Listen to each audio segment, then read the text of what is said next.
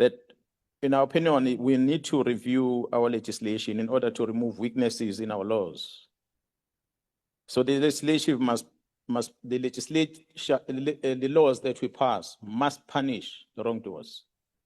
It cannot be that a person does wrong and gets rewarded by the taxpayers. It becomes a double jeopardy for the victim. So we have to punish the wrongdoers and be able to remove in our laws, remove the systems that are going to encourage people to do more. We must never make a prison life comfortable.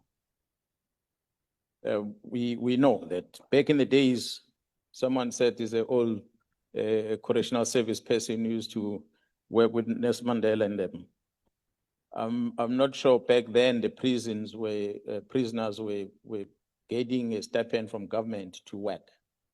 Nowadays, if you want the prisoner to come and clean this house, you're going to pay them for it. That's a reality, what we have made life to be in prison. So the legislation might need to be looked at so that we can strengthen there where there's weaknesses. And then what I'm saying, for instance, on legislation, there are many challenges that we have. One of them, as I move off to the next one, which is law enforcement, that our institutional design in terms of enforcing the laws in the country, we need to look at.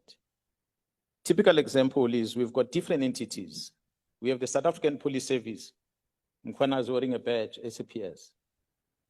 But, and SAPS is the only institution that the Constitution of the Republic under Section 205 gave powers to conduct the policing work, to protect society, nobody else. But the acts that are passed by Parliament have introduced a number of law enforcement institutions. The doctor was saying there must be this cooperation with Metro. The Metro don't exist in the Constitution, but they exist in the laws that were passed by this House. And then we find ourselves in conflict out there. Section 7 of the NPA Act is in contradiction with the constitutional section that established NPA. NPA's job is to prosecute. But the Section 7 of the NPA Act introduced the investigation, which is contradicting the Constitution of the Republic with Section 205 that talks about the police that must conduct investigation.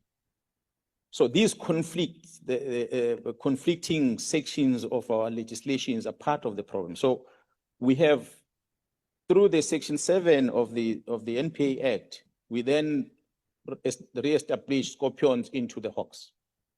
So the hawks were brought into the SAPS, and there were court challenges that the hawks cannot fall under SAPS because of independence and so forth.